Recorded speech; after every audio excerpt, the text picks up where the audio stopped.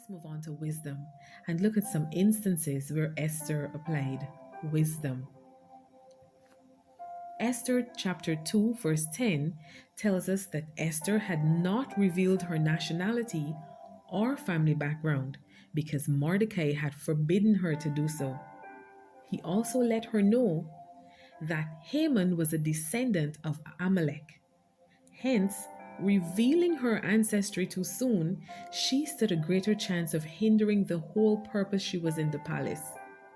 More than likely, he believed as queen she stood a greater chance of saving their people from annihilation. Wisdom teaches us when, where, if, and if not to, and so much more. It prolongs our days. It is also of vital importance, and I want you to take note of what I'm saying here. It is also of vital importance to know that we must never forget who placed us in places and positions we may not have been qualified for, by man at least. Wisdom helps us to remain humble. Let's look at Mordecai's response to Esther in chapter 4, verse 13 to 14. He sent back, and remember, this is his response. He sent back this answer: Do not think that because you are in the king's house, you alone of all the Jews will escape. For if you remain silent at this time, relief and deliverance for the Jews will arise from another place, but you and your father's family will perish.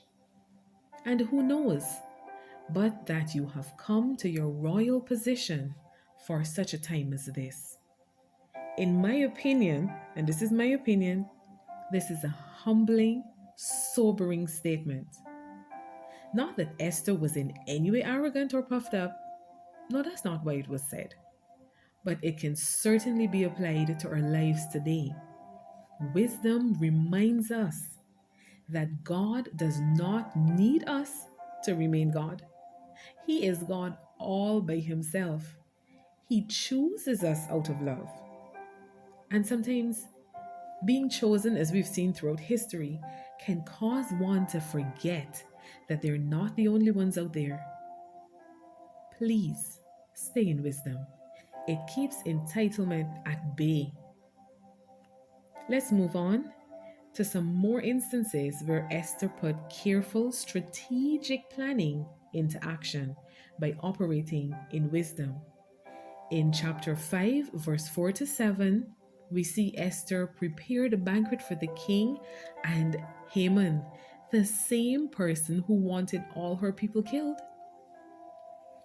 She did this without even letting him know she was aware of his plan. There's an old saying: don't let your right hand know what your left hand is doing.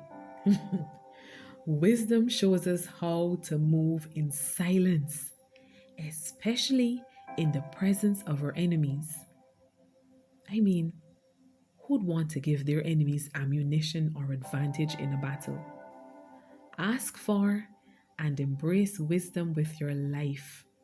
It preserves you.